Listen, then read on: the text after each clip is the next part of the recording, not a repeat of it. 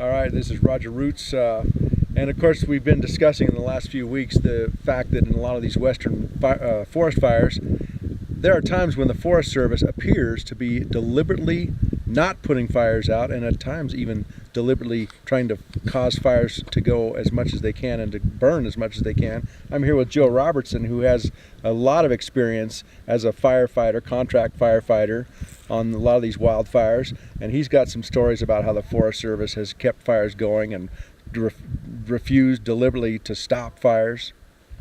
Well, last fire my wife and I were on was in Essex. It's just outside of Glacier Park, the main gate.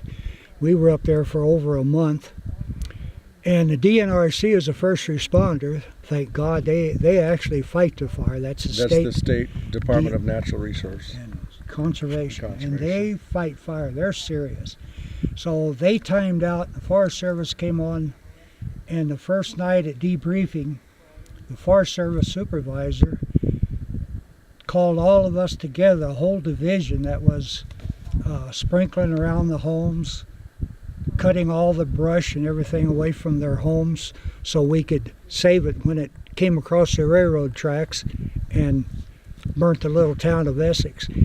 It was about 15 of us all told with our trucks.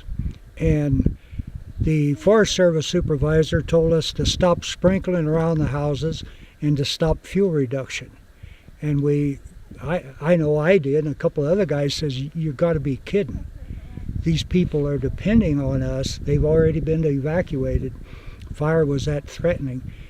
And they, with tears in their eyes, they evacuated the little town of Essex. We were doing our job, going to save their homes, and the Forest Service supervisor told us, "Stop doing that." And we said, "No, we're not going to stop." And he says, "I order you to." So we asked him why, and he says, "Well, when the fire jumps the tracks," we had firebrands in the air. It was that bad, that threatening. And all they had to do, the whole hillside was burning. All it had to do was jump the tracks, and it would have burned the town. And he says, "I want to bring you guys back in whenever the fire hits the town and starts burning up."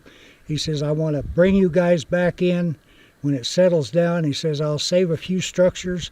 And he said, "It'll be a career-making move for me." So as soon as I got back to camp, I went to safety and turned him in. Filed a complaint, and the next day we were demobbed. Wow. We were kicked off the fire.